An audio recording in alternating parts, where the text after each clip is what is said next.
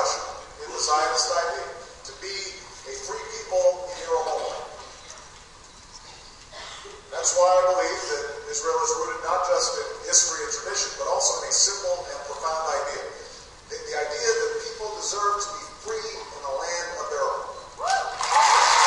So Israel has been a refuge for the diaspora, welcoming Jews from Europe, from the former Soviet Union, from Ethiopia, from North Africa. Israel has built a prosperous nation through kibbutzim that made the desert bloom, smallest microchip to the orbits of space. Israel's achieved all this even as it's overcome relentless threats to its security. Through the courage of the Israel Defense Forces and the citizenry that is so resilient in the face of terror. Here we share our commitment to security for our citizens and the stability of the Middle East and North Africa. I'd like to focus on how we, and when I say we in particular, young people, can work together to make progress in three areas that will define our times: security, peace, and prosperity. Think about when Israel is faced with these challenges.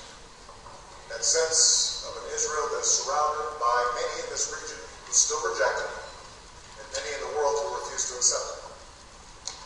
That's why the security of the Jewish people in Israel is so important. It cannot be taken for granted. Concerned and committed to your future, and I ask you to consider 3 points. First, peace is necessary.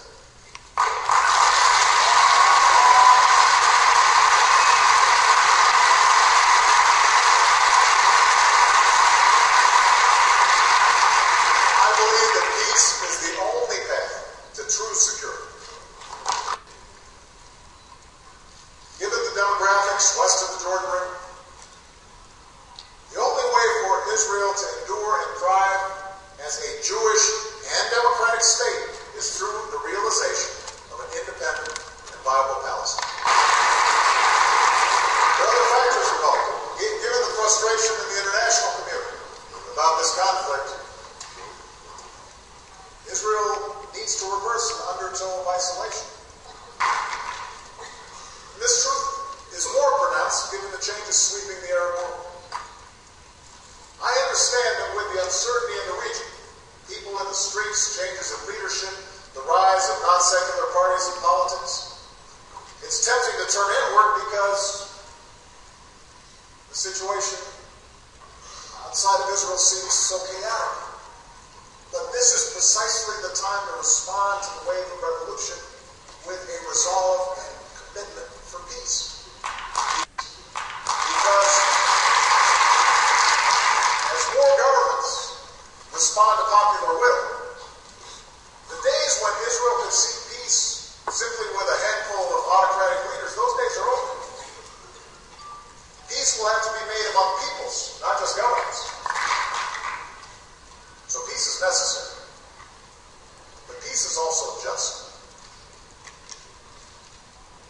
Peace is also just. There is no question that Israel has faced Palestinian factions who turned to terror, leaders who missed historic opportunities. That is all true. And that's why security must be at the center of any agreement. And there is no question that the only path to peace is through negotiations.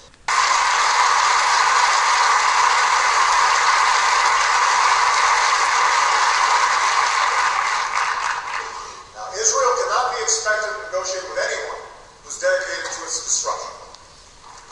It's going to be there. There's a window. Which brings me to my third point. Peace is possible.